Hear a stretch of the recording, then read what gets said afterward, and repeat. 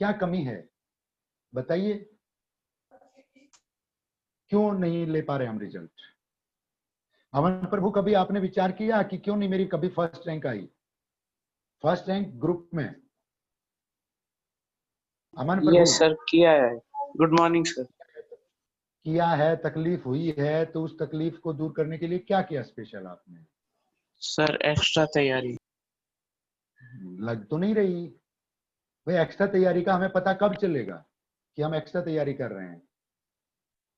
Result से ही तो पता चलेगा ना बेटे, और रिजल्ट हम दे नहीं पा रहे। जयंत तो लापता सा हो गया है। Jayant, Jayant son of Rajendra Singh. जयंत बेटे अनम्यूट कीजिए अपने आप को। गुड मॉर्निंग गुड मॉर्निंग, क्या हाल है? सर। ठीक है। हाल ठीक होने से बात थोड़ी बनेगी बेटे, रिजल्ट भी तो ठीक होने चाहिए। Yes sir. क्या लापता जैसे नहीं हो गए हम कि भाई है ही नहीं? अपनी पोजीशन दिखाइए, अपनी प्रेजेंस शो कीजिए वहां पे। प्रेजेंस शो तब होगी जब आप मेहनत करेंगे, रिजल्ट्स देंगे। रिजल्ट्स आपकी प्रेजेंस दिखाएंगे बेटे, यस सर। ठीक है ना? तो कहाँ पे स्टैंड कर रहे हैं, किस रैंक पे? आप देखो कितना पीछे चले गए। वंदना, वंदना है यहाँ पे? सर अभी थी, अभी वंदना चली नहीं? गई। अभी थी, अभी नहीं? हाँ वंदना, किस नाम से जुड़ी हुई बेटी सर आप? हूँ। वंदना दो है अपनी क्लास में? हेलो, वंदना, मैं आपसे बात करना चाह रहा हूँ। एक ये वंदना बेटी आपसे बात करना चाह रहा था मैं। वंदना दिनेश कुमार है अभी प्रेजेंट? नहीं है। हर्ष, हर्ष अग्रवाल। Yes sir. हर्ष अग्रवाल, आपकी स्कोरिंग नहीं आ रही बेटे, क्या कर रहे हैं आप? सर केमिस्ट्री में कर जाते हैं बहुत ज्यादा। कंसंट्रेट कीजिए बेटे, जो हमारा कॉन्सेप्ट है उस कॉन्सेप्ट तक रहिए, जो रिक्वायरमेंट है उसके अनुसार पढ़िए तो बात बनेगी। ये नहीं कि हमने नेट से कोई भी मैटर निकाला उस पर बैठ गए, नहीं, वो चीज आगे आएगी हमारे काम, तो हम आगे करेंगे वो चीज।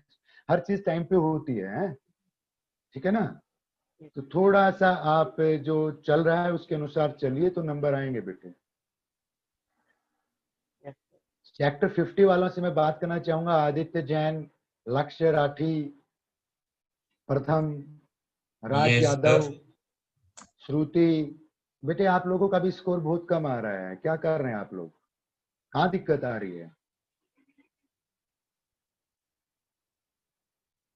कहाँ दिक्कत आ रही है? स्कोर क्यों नहीं बढ़ रहे आपके? जो बच्चे स्कोर लेके आ रहे हैं, आपने महेंद्रगढ़ के बच्चे देखे होंगे, टॉप 10 में बहुत ज्यादा बच्चे हैं, तो क्या वो बच्चे स्पेशल थोड़ी हैं या किसी स्पेशल जगह से बिलोंग करते हैं? ऐसा भी नहीं है। बस डिफरेंस है तो मेहनत का है, जुनून का है। वो कंसंट्रेशन, वो लगन आपके अंदर होनी चाहिए, तब बात बनेगी। चलिए कोई नहीं, स्टार्ट करते हैं। हम कुछ क्वेश्चंस करते हैं कोऑर्डिनेट ज्योमेट्री के, और उसके बाद हम चलेंगे किस पे? ट्रिग्नोमेट्री पे। यूक्लिडियन ज्योमेट्री के लिए एक बार फिर से मैं बता रहा हूँ, 9th NCERT book word to word आप पढ़िएगा, उसमें से क्वेश्चन बनते हैं। जैसे मैं ये क्वेश्चन उसमें से निकालूं कि जो किलन फायर्ड रेशियो था ब्रिक्स का, क्या था वो रेशियो? कौन बच्चा बता पाएगा? 4:2:1। तो ऐसे क्वेश्चन उसमें बनते हैं, और मेन एग्जाम में भी कई बार क्वेश्चन आ जाता है उसमें से। तो उसको जरूर आप एक हिस्ट्री की बुक की तरह, नॉवल की तरह जरूर पढ़िएगा। 2-3 पेज पहले उसमें सभी चीजें उस चैप्टर से रिलेटेड आ जाती हैं। चलिए स्टार्ट करते हैं। कोऑर्डिनेट ज्योमेट्री के ही कुछ क्वेश्चन और मैं लेके आया हूँ, तो उन पे डिस्कस करते हैं। साथ में एक असाइनमेंट भी दूंगा आपको, जो कल असाइनमेंट दिया था उसी में से कुछ क्वेश्चन है, कुछ 1-2 क्वेश्चन एक्स्ट्रा भी होंगे। तो फर्स्ट जो क्वेश्चन हमारा अच्छा क्वेश्चन है, कह रहे कि एक ट्राइंगल है, उस ट्राइंगल के अंदर एक स्क्वायर बना है। तो बच्चे पजल होते हैं, ट्राइंगल है, ट्राइंगल के अंदर स्क्वायर बना है, square is constructed inside the triangle, it doesn't mean never. इसका ये मतलब कभी भी नहीं है कि square will be of this form. Figure दिख रही होगी आपको? फिगर विजिबल है? Yes sir.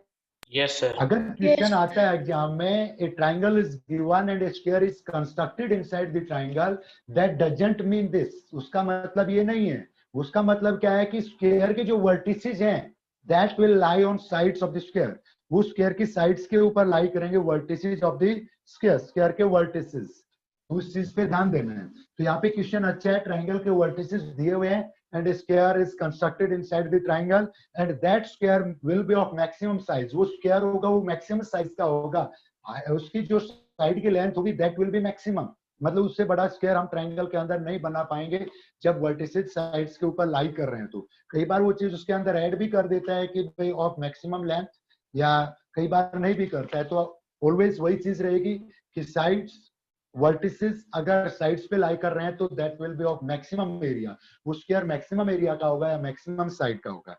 तो यहाँ पे कह रहा है coordinates of the triangle OAB in the XY plane जो कार्टेशियन प्लेन हमारी है, where O is 0 0, B 8 6 0 and B is √2 3। सभी बुक्स में क्वेश्चन आपको मिल जाएगा।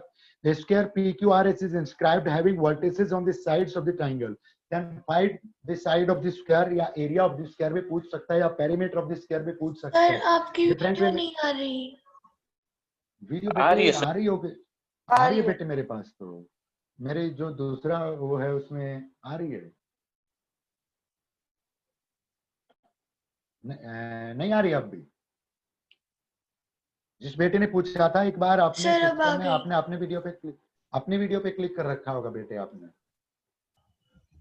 तो जो ट्राइंगल है XY प्लेन में, नो सर, पहले नहीं आ रही थी, अब आ गई। चलिए कोई बात नहीं बेटे, इट इज XY प्लेन। इस XY प्लेन में एक ट्राइंगल है OAB ट्राइंगल है। तो O तो क्या होगा हमारे पास, coordinates 0 0, that will be origin. A lies on X axis, A X axis पे लाई कर रहा है, coordinates are 6 0 and B, coordinates of B are √2 and 3।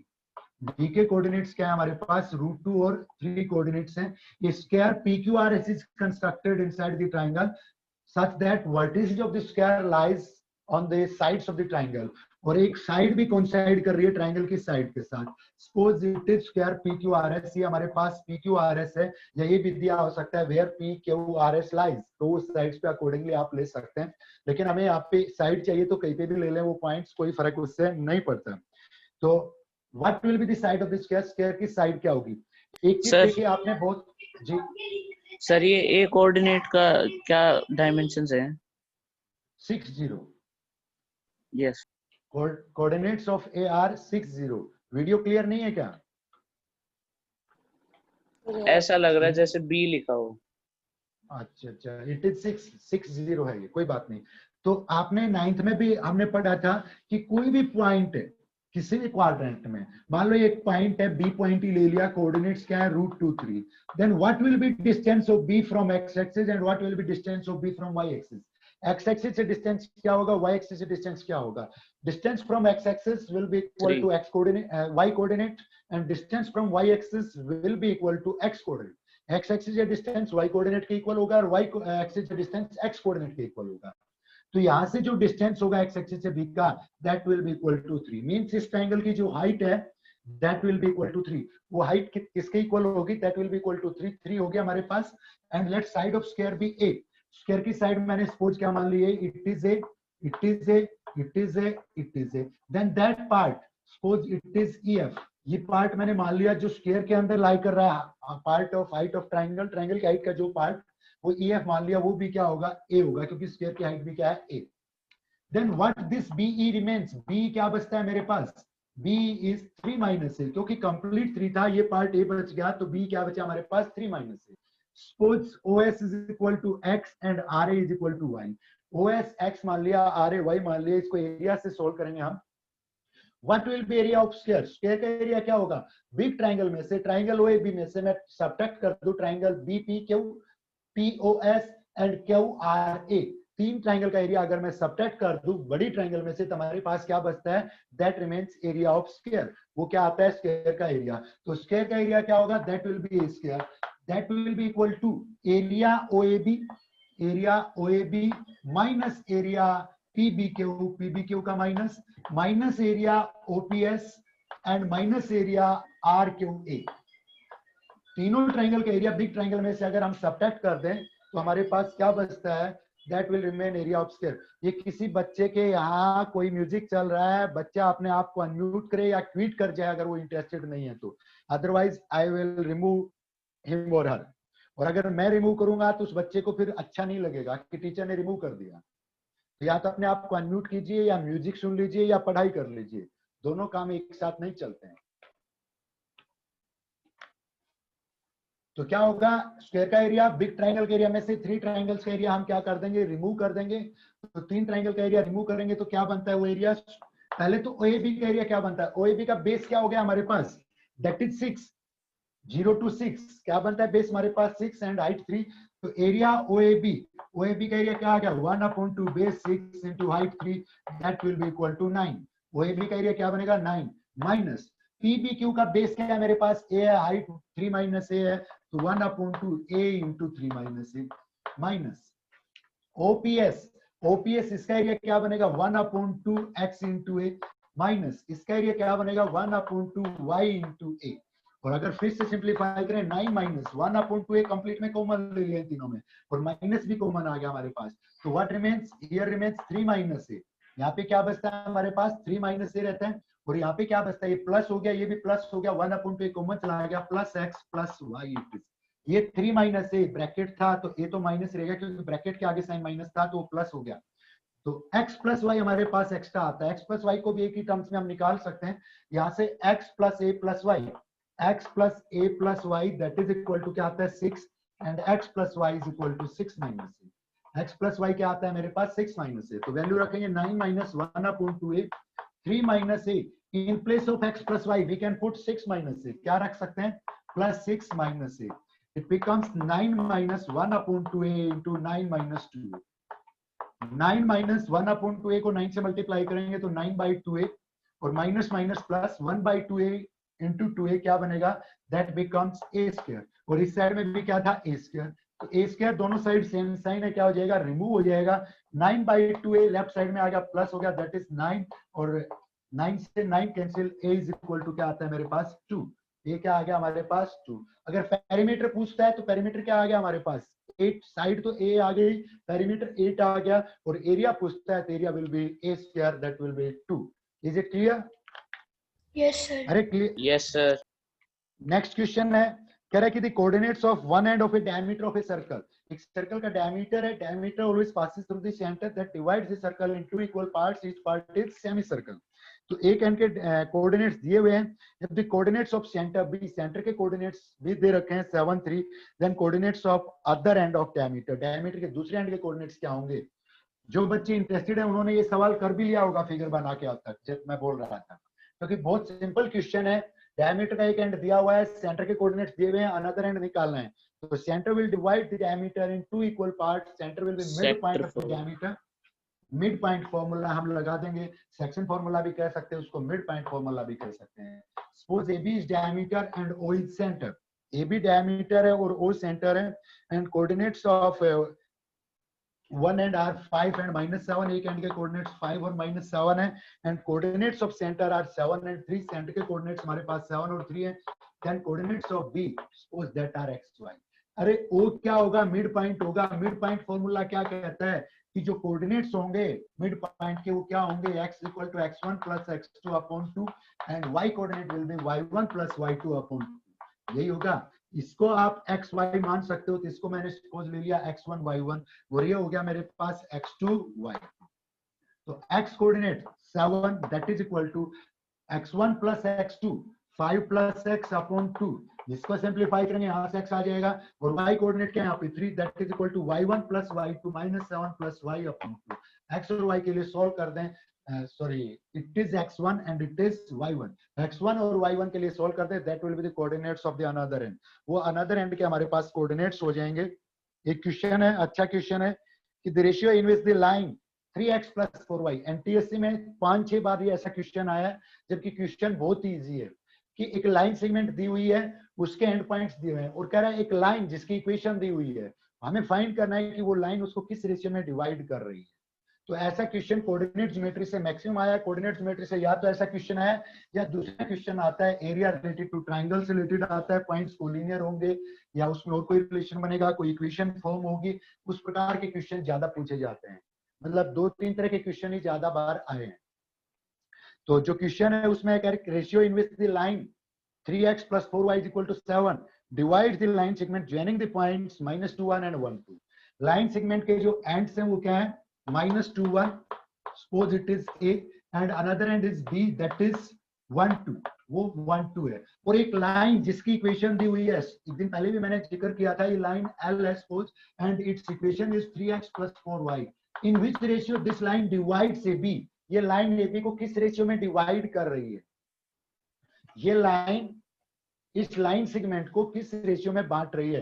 Suppose it intersects AB at P, P पे इंटरसेक्ट कर रही है and coordinates of P, जो P point होगा, P lies on AB and P lies on L also. तो जो P point होगा उसके कोऑर्डिनेट्स होंगे, वो इसके भी सॉल्यूशन होंगे और इसके भी सॉल्यूशन होंगे, क्योंकि P दोनों में क्या है, कॉमन पॉइंट है। लीनियर इक्वेशन मैंने पढ़ा था, वेयर लाइंस इंटरसेक्ट, तो वहां पे यूनिक सॉल्यूशन बनता है। तो P सॉल्यूशन होगा वो इस इक्वेशन का, इस इक्वेशन में वेरिएबल्स क्या है, x और y। और रेशियो मान लो मैंने ले लिया, क्या ले लिया, k रेशियो 1 ले लें या m1 रेशियो m2 ले लें। Suppose it is ratio m1 ratio m2। तो यहाँ से हम सेक्शन फॉर्मूला से x और y की वैल्यू निकालेंगे, वो उस इक्वेशन में पुट कर देंगे और सिंप्लीफाई करेंगे तो हमारे पास m1 रेशियो m2 रिजल्ट आ जाएगा। तो what section formula says x coordinate is equal to क्या आएगा, x equal to m1 x2। अगर ये m1 है तो x2 1 है, तो क्या बनता है m1 प्लस m2 x1, क्या बनता है -2 into m2 -2 m2 upon m1 plus m2। x coordinate आ गया। What will be y coordinate, y coordinate क्या होगा, m1 y2 क्या बनेगा हमारे पास 2m1 प्लस m2 y1 क्या बनेगा m2 upon m1 plus m2। x और y की वैल्यू हमारे पास आ गई, वो इस इक्वेशन में पुट कर दे, क्योंकि वो x और y क्या होंगे, सॉल्यूशन ऑफ दैट इक्वेशन। इस इक्वेशन के सॉल्यूशन होंगे, क्यों होंगे, क्योंकि p lies on the graph of this equation.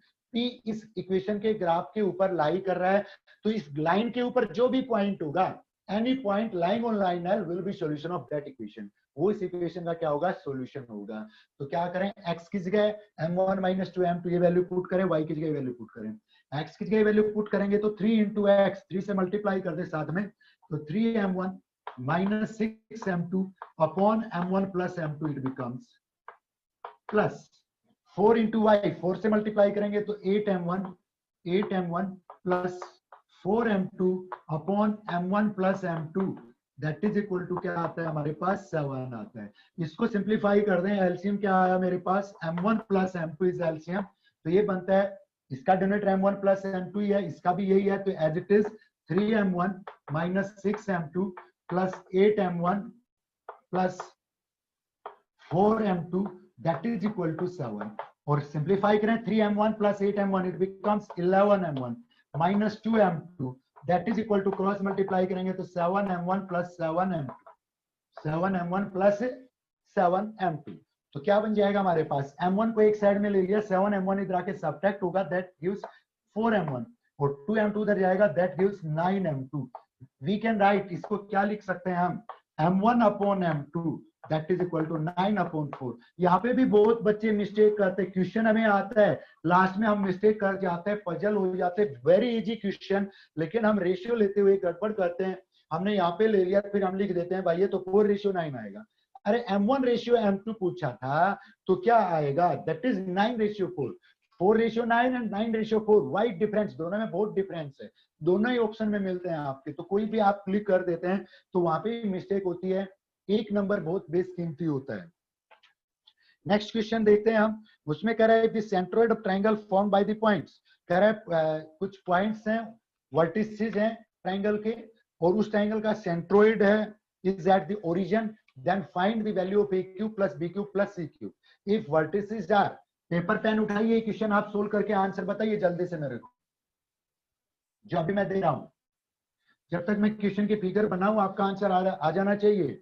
Vertices of triangle, triangle के vertices ABC are, coordinates of AR AB, A के कोऑर्डिनेट्स है हमारे पास AB, B के कोऑर्डिनेट्स हैं BC एंड C के कोऑर्डिनेट्स है मेरे पास CA, and centroid is at the origin, centroid कहां पे, ओरिजिन पे। Then we have to find, हमें फाइंड करना है AQ plus BQ plus CQ what it will be, क्या होगा, आइडेंटिटी बन जाएगी डायरेक्ट अगर सोल्व करोगे तो। 3ABC. कंडीशनल आइडेंटिटी है 3ABC। तो बनेगा सेंट्रोइड का फॉर्मूला हम लगाएंगे, चाहे एक ही कोऑर्डिनेट निकाल ले, एक से ही आ जाएगा, एक्स कोऑर्डिनेट ले ले चाहे वाई कोऑर्डिनेट ले ले। तो एक्स कोऑर्डिनेट लेते हैं हम, x coordinate x1 plus x2 plus x3 upon 3। तो क्या बनता है, एक्स कोऑर्डिनेट तो क्या है 0, x1 a है, x2 b है, x3 क्या है c अपॉन 3। तो here a plus b plus c 0। Conditional identity 9th में हमने पढ़ी थी, क्या if a plus b plus c 0 then a cube plus b cube plus c cube, that it will be equal to 3abc। Vandana, why it will be equal to 3abc? क्या आप prove कर सकते हो? वंदना is present और not? क्या वंदना class में है? नहीं है। श्रुति आरपीएस 50, श्रुति बेटे अनम्यूट कीजिए अपने आप को। श्रुति आरपीएस 50 अनम्यूट कीजिए अपने आप को अगर मेरी आवाज सुन रही है तो।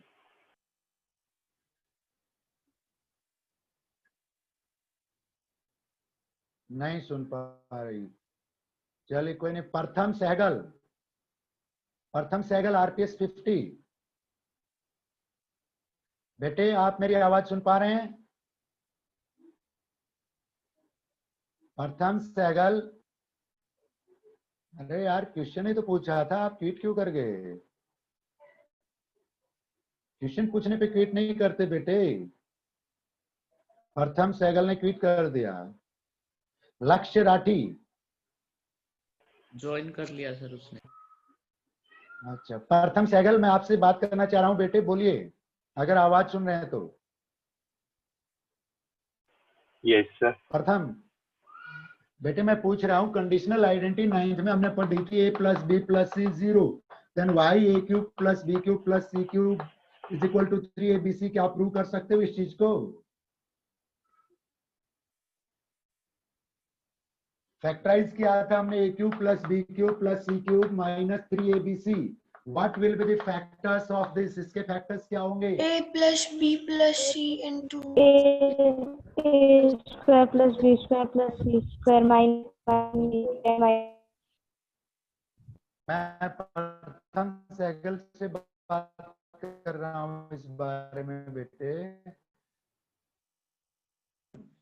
इसके a plus b plus c into a square plus b square plus c square minus a b minus b c minus c a. एक चीज मैं आपको बता दूं, इस आइडेंटिटी से रिलेटेड अमन प्रभु क्या क्वेश्चन नहीं आता है बहुत ज्यादा। एनटीएससी में इस आइडेंटिटी से रिलेटेड क्वेश्चन मिलता ही मिलता है और बहुत इजी आइडेंटिटी है, कहीं ना कहीं आइडेंटिटी अप्लाई होती है बहुत बार। तो आइडेंटिटीज तो 9th जो हमारा एनटीएससी का कॉन्सेप्ट है, एनटीएससी जो हमारा पेपर होता है वो 9th और 10th दोनों क्लासेस का सिलेबस होता है। और आप पाएंगे कि 60% कॉन्सेप्ट किसी भी पेपर में 9th क्लास से मिलेगा आपको। तो 9th को आप रिवाइज कीजिए तो बहुत इजी आइडेंटिटीज में तो कुछ ऐसा है भी नहीं। यहाँ पे प्लस बी प्लस सी 0 करेंगे तो ये 0 बन जाएगा, 3abc उधर चला जाएगा, तो a cube plus b cube plus c cube is equal to क्या आ जाएगा? 3abc आ जाएगा। चलिए कोई बात नहीं, आगे प्रोसीड करते हैं। एक इजी क्वेश्चन पूछता हूं मैं आप लोगों से, बहुत इजी क्वेश्चन दे रहा हूं।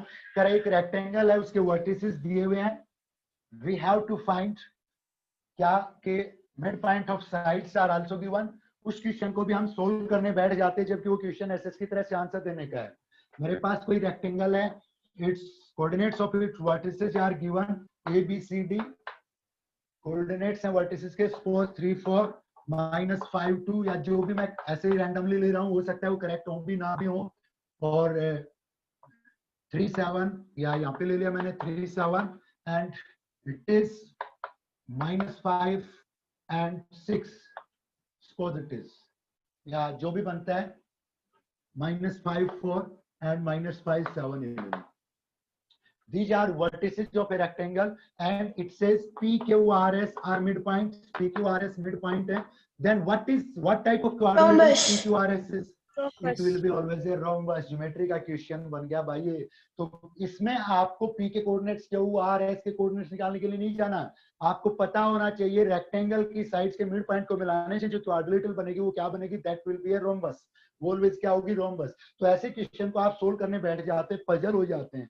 तो हर क्वेश्चन पे आधी मिनट के लिए, 20 सेकंड के लिए, 10 सेकंड के लिए कंसंट्रेशन के साथ सोचिए कि क्वेश्चन तो मेरे को सोल्व करना ही नहीं, डायरेक्ट आंसर है ये, तो उसने पजल करने के लिए ऐसा दिया है, नहीं तो डायरेक्ट रेक्टेंगल भी दे सकता था वर्टिसेस ना देके, यहाँ पे वर्टिसेस दिए पजल करने के लिए। नेक्स्ट क्वेश्चन है, कह रहा है point A whose coordinates are 5 and 1 is the center of circle with radius 13 unit, circle की रेडियस दी हुई है 13 यूनिट्स है और सेंटर के कोऑर्डिनेट्स दिए हुए हैं 5 and 1 and AB is perpendicular to chord PQ, AB chord PQ पे क्या होगी, परपेंडिकुलर होगी। कल के असाइनमेंट में था ये question, chord PQ and A is centre, A हमारे पास क्या है, सेंटर ऑफ सर्कल है and AB is perpendicular, AB chord पे परपेंडिकुलर है, तो कॉन्सेप्ट ध्यान में आना चाहिए, what will be the relation, क्या रिलेशन बनेगा, AB perpendicular from center will bisect the chord, Bisect. Centre से परपेंडिकुलर क्या करेगा, कोड को बाइसेक्ट करेगा, then that will be x, that will be x, we have to find PQ, PQ will be 2x and radius of this circle, circle की radius क्या दे रखी है, 13 यूनिट्स दे रखी है and coordinates of centre are 5 1 and coordinates of B are also given, B के भी कोऑर्डिनेट्स दिए हैं दैट आर 2 -3, B के कोऑर्डिनेट्स है 2 -3, what will be x, what will B length of PQ, distance formula से करते हैं सर। डिस्टेंस फॉर्मूला से पहले डिस्टेंस फॉर्मूला लगाएंगे, फिर अप्लाई पहला करेंगे क्या, चाहिए। पाइथागोरस थ्योरम, वेल और उसका मतलब 24 AB इज इक्वल टू आ जाएगा x2 - x1, 5 + 3 8 का स्क्वायर 64 और 5 - 2 3 3 का स्क्वायर 9 एंड 1 + 3 4 का स्क्वायर क्या बनता है हमारे पास 16, दैट गिव्स 25, क्या आता है ये 5। इसी ट्रायंगल में एक साइड 13 एक 5 है, तो दूसरी साइड अप्लाई नहीं करना कुछ भी, पाइथागोरस थ्योरम 12 अंडरस्टूड होना चाहिए, that will B 12 and length of this code becomes 24, code की लेंथ क्या बन जाती है 24। कह रहा है कि पैरेललोग्राम के 3 वर्टिसेस गिवन है, बहुत सिंपल है, कोऑर्डिनेट ज्योमेट्री में कुछ भी टिपिकल नहीं है, टिपिकल आप लोग बनाते हो, कब बनाते हो, आप नेट से क्वेश्चन निकालते हो, डालते हो कि foundation questions related to coordinate geometry, आपके पास क्वेश्चन आ जाते हैं, वो किस चीज के आ जाते हैं, वो ग्रेजुएट लेवल के भी आ जाते हैं, पीजी के भी आ जाते हैं, वो +1 +2 के भी आ जाते हैं। आप ये चीज भूल जाते हो कि जो हमें एनटीएससी का पेपर देना है वो 10th कॉन्सेप्ट से रिलेटेड है, तो अगर 10th तक का कॉन्सेप्ट करो तो कुछ भी टिपिकल नहीं है। कोई भी पेपर हरियाणा स्टेज 1 एनटीएससी या नेशनल लेवल स्टेज 2 एनटीएससी आप उठा सकते हो, कोई भी क्वेश्चन 10th स्टैंडर्ड से बाहर मैथ्स में आज तक नहीं आया जब से एनटीएससी स्टार्ट हुआ है। हरियाणा एनटीएससी की बात कर रहा हूं मैं। We are following NCERT syllabus, some states Andhra, Orissa, West Bengal, they are following their SCRT syllabus and in that syllabus topic related to logarithm, topic related to differentiation या calculus, जो भी एक आध टॉपिक उन्होंने ऐड कर रखे हैं तो उन स्टेट्स में पूछे जाते हैं, लेकिन एनसीईआरटी जो सिलेबस प्रिस्क्राइब कर रही है हम हरियाणा वो फॉलो कर रहे हैं, तो कभी भी 10th स्टैंडर्ड में जो हमारा सिलेबस है उससे बाहर क्वेश्चन नहीं आएगा। रही बात सेकंड स्टेज की, second stage all India same होता है, तो एनसीईआरटी कंडक्ट करती है तो वो एनसीईआरटी से ऊपर नहीं जाएगी, एनसीईआरटी कॉन्सेप्ट से ऊपर। तो एक स्मूथ वे में कंसंट्रेशन के साथ टारगेट लेके अगर हम पढ़ें कि मेरे को इतना पढ़ना है, इतने तक आता है, तो आप अच्छा स्कोर कर पाओगे। पजल नहीं होना है, +1 +2 पे नहीं जाना है, 10th तक रहना है, 10th में है और वही कॉन्सेप्ट आपका आएगा, तो इसका बहुत इजी कॉन्सेप्ट बनता है। चलिए नेक्स्ट क्वेश्चन में बात कर रहा था पैरेललोग्राम की। If 3 vertices of a parallelogram are given, we have to find 4th vertex, how you will find, कैसे फाइंड करेंगे? सर पहले दो के बीच की डिस्टेंस निकाल लेंगे और फिर बाकी दो के बीच की डिस्टेंस नो बेटे नहीं, ऐसा तो नहीं करेंगे, सर, लॉन्ग प्रोसेस अगर- होगा वो तो हमारा। सर अगर हाँ, बोलिए बेटे। कंसेक्यूटिव वर्टिसेस गिवन होंगे तो फिर अगर कंसेक्यूटिव वर्टिसेस गिवन होंगे तो मतलब ए और बी का x माइनस कर लेंगे और फिर उसमें सी ऐड कर देंगे, सी का x। ए और बी का माइनस कर लेंगे और सी का एक्स से ऐड कर देंगे, वाई इट इज सर उससे फिर डी के वर्टिसेस आ जाएंगे। पैरेललोग्राम की प्रॉपर्टीज क्या होती हैं बता सकते हो? उसी से बनेगा, जो आप चीज बोल रहे हो मैं बताने जा रहा हूँ, उसी से वो रिलेशन बनेगा। सर पहले एक डायगोनल निकाल लेंगे तो अरे डायगोनल, पैरेललोग्राम वर्ड आ गया तो उसकी प्रॉपर्टीज ध्यान में आनी चाहिए। डायगोनल जो भी पैरेललोग्राम बाइसेक्ट ईच अदर, दोनों का मिड पॉइंट क्या होगा, सेम होगा। ओ की बजाय पी लिख ले इसको, ओ लिखने में 0 भी दिखता है। Mid point of both the diagonals will be common, तो दोनों का मिड पॉइंट ले ले, उस कॉन्सेप्ट से अप्लाई कर दे। मिड पॉइंट के कोऑर्डिनेट्स ए बी AC के भी वही होंगे, BD के भी वही होंगे। लेट्स सी, देखते हैं। वर्टिसेस दे रखे हैं 3 5 -5 4, 3 5 -5 -4 and vertices of C 7 10। C के कोऑर्डिनेट्स क्या है हमारे पास? 7 10। We have to find coordinates of this both that are x and y। वो मान लिए मैंने x और y है। तो P diagonals of a parallelogram bisect each other. Parallelogram के डायगोनल क्या करते हैं? बाइसेक्ट करते हैं। तो कोऑर्डिनेट्स मैंने मान लिए a और b। तो मिड पॉइंट के coordinates P is mid point of AC, P AC का भी मिड पॉइंट है।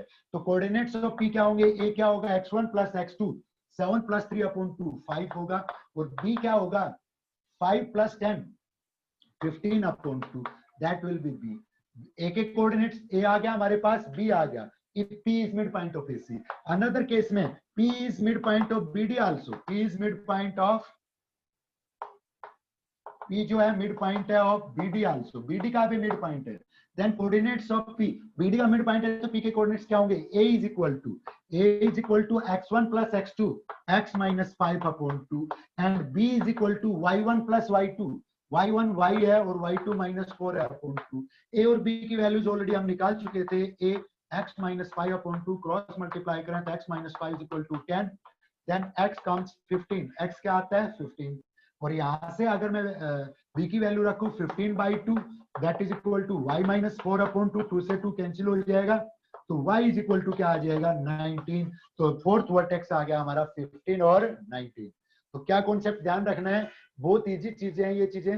9th का भी सिलेबस में फिर कह रहा हूं आएगा, तो आप यही चीज भूल गए कि डायगोनल क्या करते हैं? बाइसेक्ट करते हैं।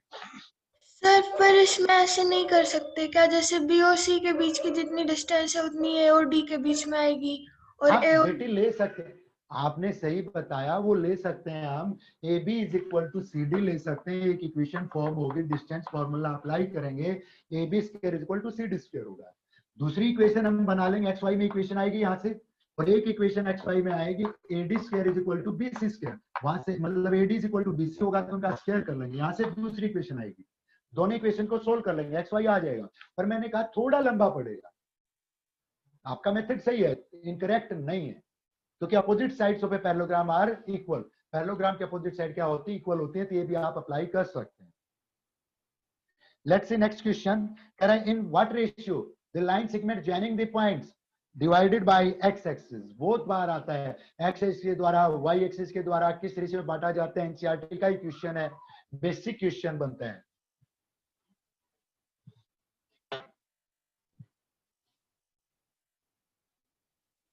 मान लो कोई लाइन सेगमेंट है AB, कोऑर्डिनेट्स गिवन है, कह रहा है कि x एक्सिस के द्वारा किस रेशियो में डिवाइड हो रहा है। x एक्सिस इसको डिवाइड करेगा, मींस जो डिवाइड करने वाला पॉइंट होगा that will be on x axis. पूछ सकता है that will be on y axis, यहाँ पे पूछा ऑन x एक्सिस, वो x एक्सिस के ऊपर लाई कर रहा है। तो x एक्सिस पे मान लो P है, P divides it in some ratio, P इसको किसी रेशियो में बांट रहा है, that ratio is m1:m2। Then what will be coordinates of P? P lies on x axis, P x axis पे लाई कर रहा है, तो x has its value and y will be 0। On x axis y will be always 0, x axis पे y क्या होगा? Always 0। और y axis की बात करता है तो कोऑर्डिनेट्स क्या लेंगे P के? फिर हम 0y। On y axis x will be 0, y axis पे x क्या होगा हमारे पास? 0 होगा। तो यहाँ पे A और B के कोऑर्डिनेट्स दिए हुए हैं, A and B are 2 - 3 and 5 6, 2 - 3 and 5 6। तो कह रहा है रेशियो निकालना है m1:m2, तो कैसे करेंगे? अरे y कोऑर्डिनेट हमारे लिए नोन है, तो y कोऑर्डिनेट के लिए फार्मूला अप्लाई कर देंगे, m1 m2 में रिलेशन आ जाएगा। तो y कोऑर्डिनेट क्या होगा? y y coordinate m1 y2 + m2 y1 upon m1 + m2। y coordinate क्या है मेरे पास यहाँ पे? y कोऑर्डिनेट 0, तो m1 y2 कितना है? 6, तो क्या बनेगा? 6m1 + m2 y1 कितना है? -3 है y1, तो it becomes -3m2 upon m1 + m2। अगर क्रॉस मल्टीप्लाई करें तो ये 0 से मल्टीप्लाई होगा तो 0 बन जाएगा, ये 1 से मल्टीप्लाई होगा तो 6m1 - 3m2 that is equal to 0, और 6m1 is equal to 3m2, और 3 से 6 कैंसिल हो रहा है 2 पे, तो क्या आ गया? m1:m2 that is 1:2। ये भी ध्यान रखना है, वही चीज जो पहले आई थी, 2:1 नहीं होगा, क्या होगा? 1:2 होगा। AB को पूछा था, BA को पूछता है तो उधर से हम काउंट करेंगे। नेक्स्ट क्वेश्चन है, correct the coordinates of the mid points of the sides of a triangle are, find it incentre. Incentre निकालना है। किसी ट्रायंगल के मिड पॉइंट्स के कोऑर्डिनेट्स दिए हुए हैं, तो what will be the coordinates of incentre? Incentre के कोऑर्डिनेट्स क्या होंगे? एक चीज याद से हम नहीं और सीखेंगे, इस क्वेश्चन को पूरा सोल्व करते हैं, उसमें देखिए रिजल्ट्स में एक चीज निकल के आएगी। क्या देखें, एबीसी कोई ट्रायंगल है, ABC is any triangle and coordinates of midpoint are given. Suppose D is midpoint of BC, E is midpoint of AC and F is midpoint of AB. Distance formula लगेगा। हाँ वो equidistant हो distance भी जाएगा सभी लगेगा, point से। Section formula भी लगेगा, इन सेंटर के कोऑर्डिनेट्स का फार्मूला भी लगेगा, सारी चीजें लगेंगी बेटे। DEF क्या दिए हुए हैं? DEF आर, DEF क्या होंगे? Mid points of side. तो कोऑर्डिनेट्स दे रखे हैं इसके 1 1 2 -3, 1 1 2 -3 एंड 3 4।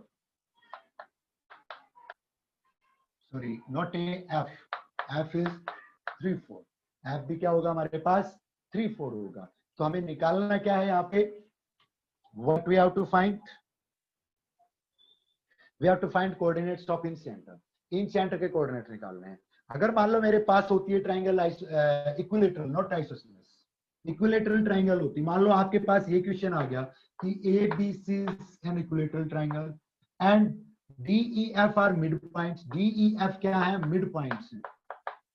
DEF मिड पॉइंट्स है। तो इक्विलेटरल ट्रायंगल में उसकी साइड्स के मिड पॉइंट से जो ट्रायंगल बनेगी, उस ट्रायंगल का भी इन सेंटर और बड़ी ट्रायंगल का भी इन सेंटर क्या आएगा? कॉमन आएगा। क्यों आएगा? अरे क्योंकि ये रोम्बस बन जाएगी, ये रोम्बस बन जाएगी। रोम्बस में जो डायगोनल होता है वो एंगल को क्या करता है? बाइसेक्ट। इस एंगल का भी 90 बाइसेक्टर है, इसका भी बाइसेक्टर, इसका भी बाइसेक्टर है ये, और इसका भी बाइसेक्टर। और इन सेंटर क्या होता है? Meeting point of angle bisector होता है। इन सेंटर क्या होता है? Meeting point of angle bisector. और दोनों ट्रायंगल में, ABC में भी और DEF में भी, जो एंगल बाइसेक्टर है वो कॉमन लाइन है। जो AD है वो एंगल A का भी बाइसेक्टर है, एंगल D का भी बाइसेक्टर है। एंगल A का भी बाइसेक्टर है और एंगल D का भी बाइसेक्टर है। तो ये क्या होगा? एंगल बाइसेक्टर होगा। तो क्या होगा? इक्विलेटरल ट्रायंगल में इन सेंटर जो मिड पॉइंट से ट्रायंगल बनेगी वो भी, और बड़ी ट्रायंगल का भी क्या होगा? कॉमन होगा।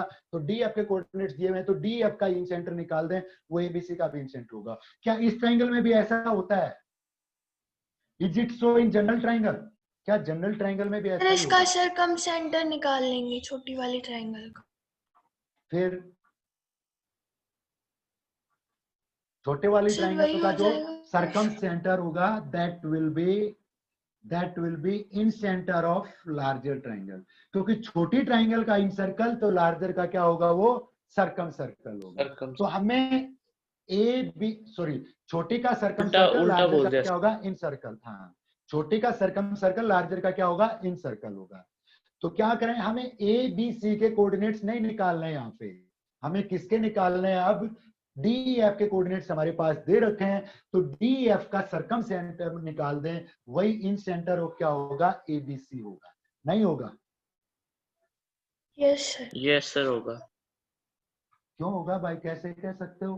अब वही बात जाता हूँ, वो होगा इक्विलेटरल ट्रायंगल में, यहाँ पे तो जरूरी नहीं ना।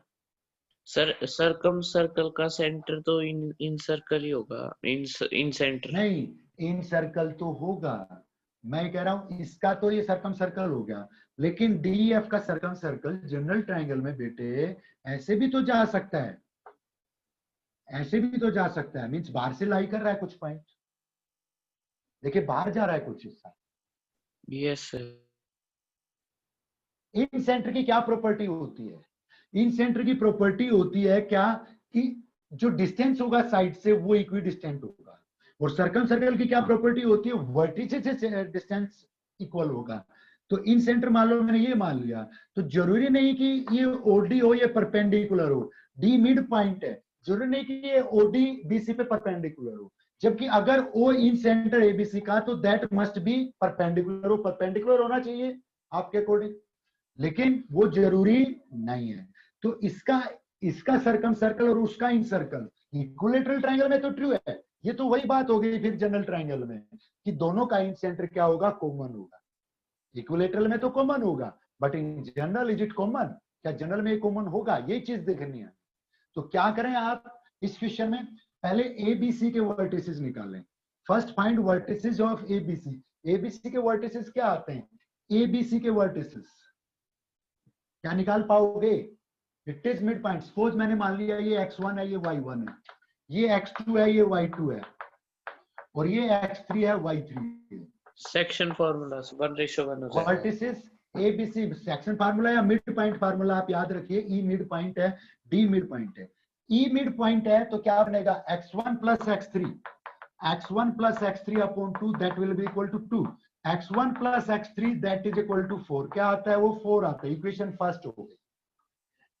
y1 plus y3 upon 2 is equal to -3 आएगा, तो y1 plus y3 that comes -6। -6। दूसरी इक्वेशन हो गई।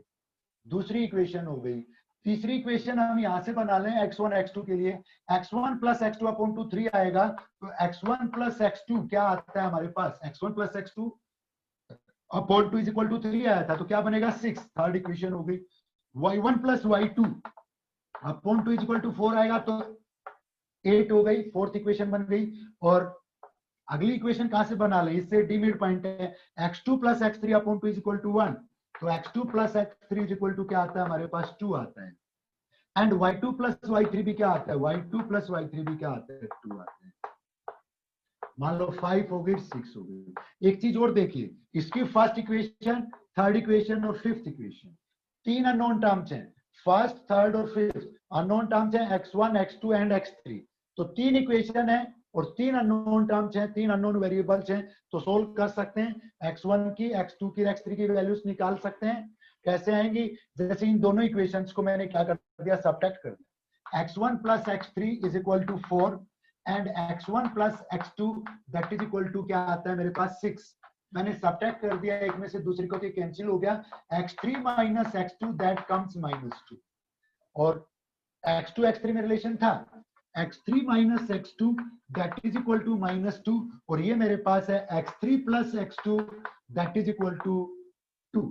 अगेन ऐड, दोबारा ऐड करें तो 2x3 इज इक्वल टू 0, तो x3 क्या आता है मेरे पास? 0। x3 0 आता है, x3 0 आता है, x3 मेरे पास 0 हो गया, तो x2 क्या हो गया? 2। x2 2 हो गया, तो x1 क्या हो गया? x2 2 है, तो x1 क्या हो गया? 4। x1 x2 x3 वैल्यू आ गई मेरे पास।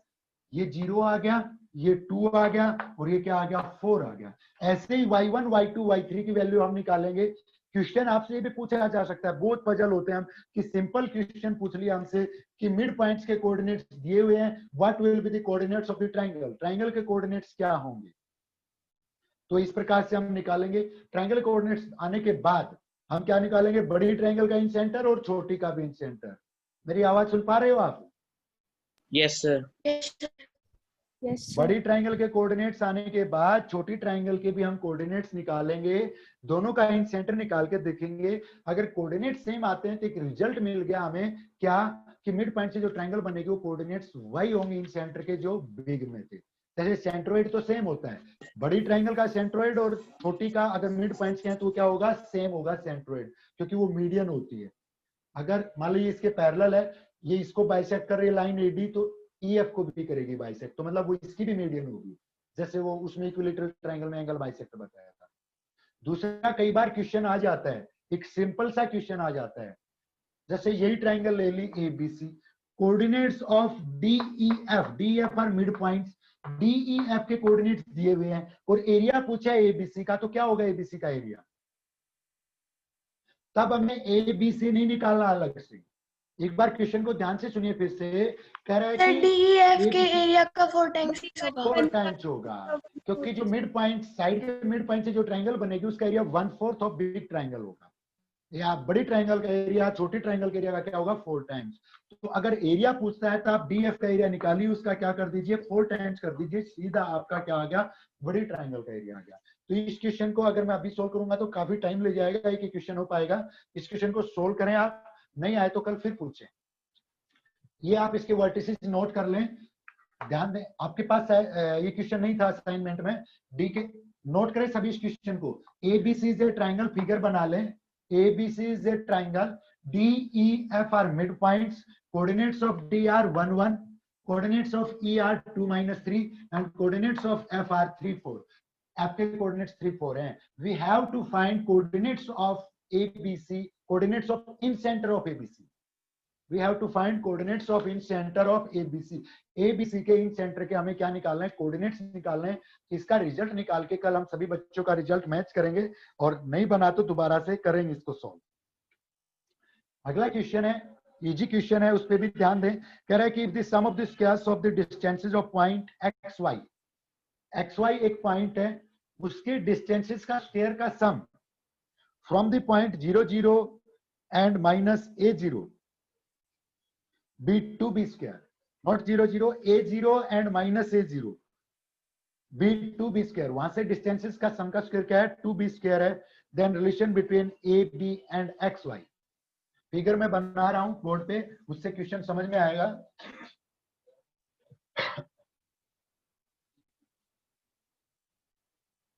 Suppose we have one point p, एक पॉइंट p है, और two another points a and b, दो अदर पॉइंट्स हमारे पास से और B. Coordinates of P are X and Y, and coordinates of A is a0 and coordinates of B is minus a0। B तो इसमें कहीं है ही नहीं, फिर बी है माइनस a0। कह रहा है 3 पॉइंट्स हैं, पी ए और बी, तीनों के कोऑर्डिनेट्स हमारे पास दिए हुए हैं। कंडीशन क्या दी हुई है, sum of squares of distances of p from a and b. P का ए और बी से डिस्टेंसेस के स्क्वायर का sum means p a square plus pb square, that is equal to given at 2b square। pa square plus pb square is equal to 2b square। we have to find relation between x y a and b। यहाँ पे है, इनके बीच में हमें relation निकालना है। अरे बिल्कुल सिंपल है, डिस्टेंस फॉर्मूला। यहाँ पे एक चीज का ध्यान रखें, pa is not equal to pb, क्योंकि बहुत क्वेश्चन आते हैं कि p 2 पॉइंट से इक्विडिस्टेंस है, अननोन टर्म निकालिए, वो क्वेश्चन नहीं है ये। यहाँ पे pa square plus pb square is equal to 2b square दिया हुआ है, वो स्टेटमेंट फॉर्म में दिया हुआ है क्वेश्चन में। तो डिस्टेंस फार्मूला से pa निकाल लें। What will B pa, pa क्या होगा, pa स्क्वायर, स्क्वायर रूट तो रिमूव हो जाएगा, स्क्वायर कर दिया तो pa क्या होगा, x माइनस a स्क्वायर, क्या बनेगा, x square plus a square plus 2ax, यही बनेगा। It will be minus 2ax, not 2ax plus। और y minus 0, y क्या बनेगा, y स्क्वायर। ये तो आ गया p स्क्वायर, तो p स्क्वायर की जगह क्या लिखा मैंने, x square plus a square minus 2ax plus y square plus pb square. What will B pb square, pb भी क्या बनेगा वैसे ही, x प्लस a है वो, तो x square plus a square plus 2ax, और प्लस y माइनस 0 से क्या बन जाएगा, y स्क्वायर। तो ये बनेगा x square plus a square plus 2ax plus y square, that is equal to 2b square. क्या बनेगा वो हमारे पास, 2b स्क्वायर। तो 2ax है तो 2ax कैंसिल हो गया हमारे पास, it is 2x square plus 2a square plus 2y square, it is equal to 2b square. 2b common है थ्रू आउट, तो x square plus a square plus y square, that is equal to 2b square, or you can say x square plus y square, that is equal to b two तो square cancel minus हो c जाएगा square। बीच में। हाँ 2 तो common चला गया था, सॉरी। तो क्या रिलेशन बन गया, x square plus y square is equal to b square minus a square. इस प्रकार के रिलेशन के क्वेश्चन भी काफी आते हैं, पूछ लेता है कि व्हाट टाइप ऑफ इक्वेशन, क्या इक्वेशन बनती है, कोई रिलेशन आ गया, लीनियर इक्वेशन बनती है, क्वाड्रेटिक इक्वेशन बनती है, कैसी इक्वेशन बनती है। Let's see next question. कह रहा है एक ट्राइंगल है, उसका एरिया दे रखा है, ट्राइंगल का area, and two of its vertices are given, and third vertex is xy, where y is equal to x plus 3। y और x में रिलेशन भी दे रखा है। then what is the third vertex, coordinates of third vertex हमें find करने हैं, जिसकी भी फिगर देखे, फिगर से क्लियर हो जाएगी स्टेटमेंट।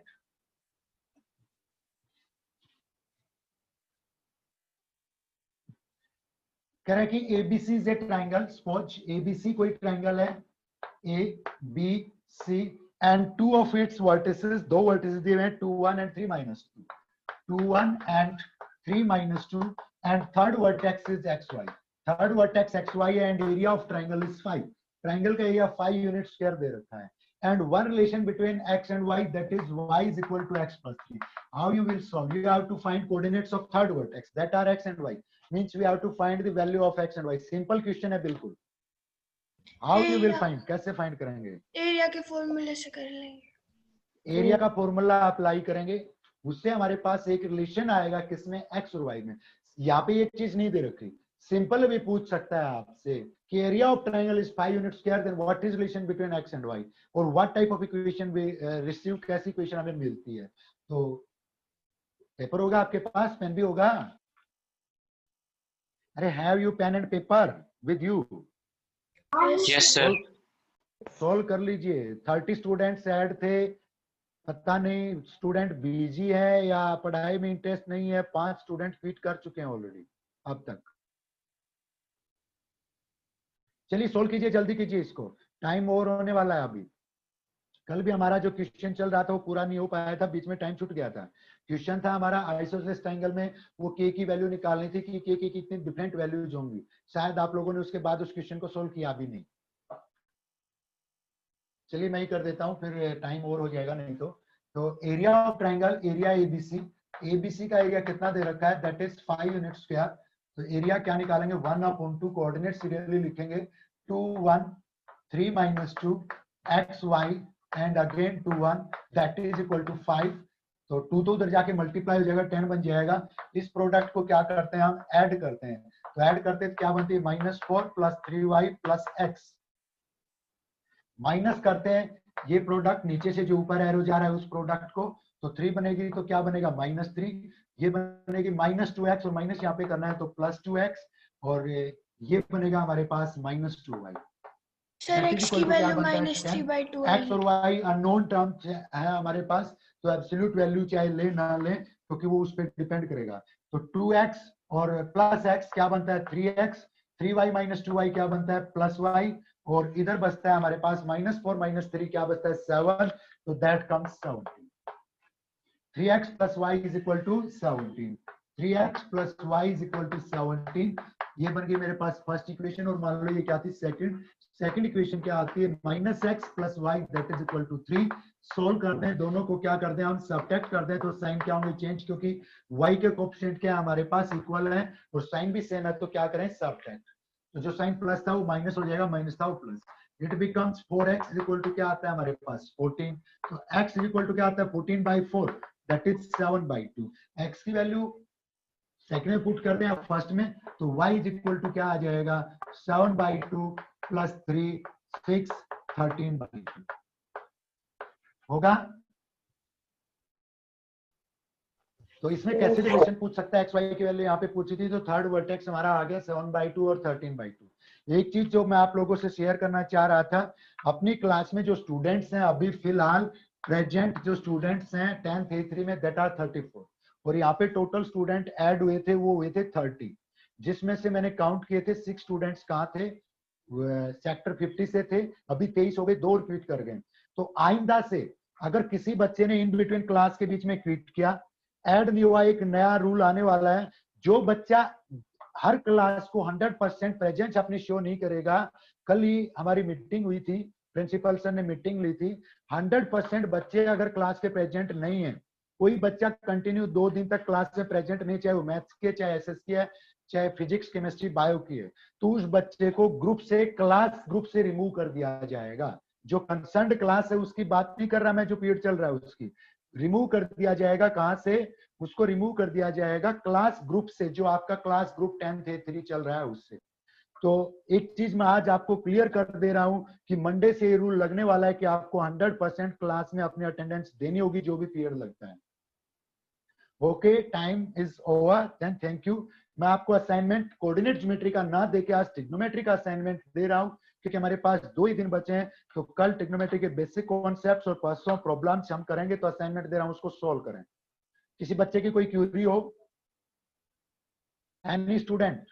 सर कल वाले असाइनमेंट में एक क्वेश्चन डाउट था। हाँ बेटी बता दीजिए, वो मेरे पास व्हाट्सएप पे भेज दीजिए। अभी टाइम हो गया, बोर्ड पे तो नहीं कर पाएंगे, मैं कल की क्लास में ले लूंगा। कौन, आरजू बोल रहे हैं ना आप? हाँ यस सर। वो क्वेश्चन मेरे पास व्हाट्सएप पे भेज दीजिएगा। यस। और किसी बच्चे कोई प्रॉब्लम? सेक्टर 50 से अभी प्रेजेंटली केवल 3 बच्चे हैं, वो सारे रिमूव कर गए हैं। सेक्टर 50 वालों को कोई प्रॉब्लम हो बेटे? प्रथम, राज यादव और No, sir. रिया, कोई प्रॉब्लम No, किसी sir. को लक्ष्य नहीं है किसी No, भी sir. कॉन्सेप्ट से? एक मेरे पास क्यूरी आई थी अपने नानोल के बच्चे की कि स्टैटिक्स में प्रॉब्लम है, स्टैटिक्स चैप्टर ठीक से नहीं हुआ है। तो बेटे मैं कहना चाहूंगा, शायद हर्ष की आई थी या किसी और बच्चे की भी आई थी, अभी हमारा रिवीजन टेस्ट स्टार्ट हो गए हैं चैप्टर वाइज, यूनिट वाइज। तो जब स्टैटिक्स यूनिट का नंबर आएगा तो हम बिल्कुल इनिशियल स्टार्ट कर देंगे उसको बिगिनिंग से, तो वो कॉन्सेप्ट आपके हो जाएंगे। तो जो भी चैप्टर में प्रॉब्लम है वो मेरे, हाँ बोलिए बेटे। सर ये ऐसे होंगे हमारे? नहीं, आपके नहीं होंगे, 10th A3 के ऐसे फर्स्ट टाइम एग्जाम नहीं होंगे।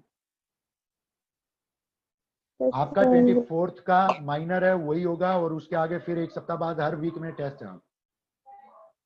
ठीक है, अगली क्लास का आपका टाइम हो गया है। ओके सर, और सर हाँ, ये बोलिए। एनटीएससी इस बार पोस्टपोन होगा या कैंसिल होगा?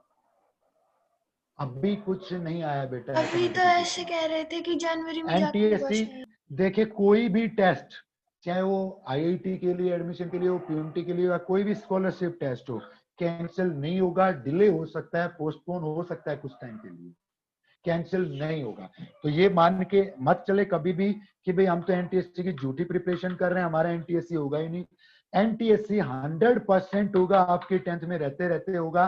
दैट में बी इन, वो हो सकता है आपका जनवरी में हो जाए, फरवरी में हो जाए या दिसंबर में हो जाए, लेकिन 100% होगा। तो आप प्रिपरेशन जारी रखिए अपनी तैयारी, ठीक है? अरे क्लियर है क्या ये चीज?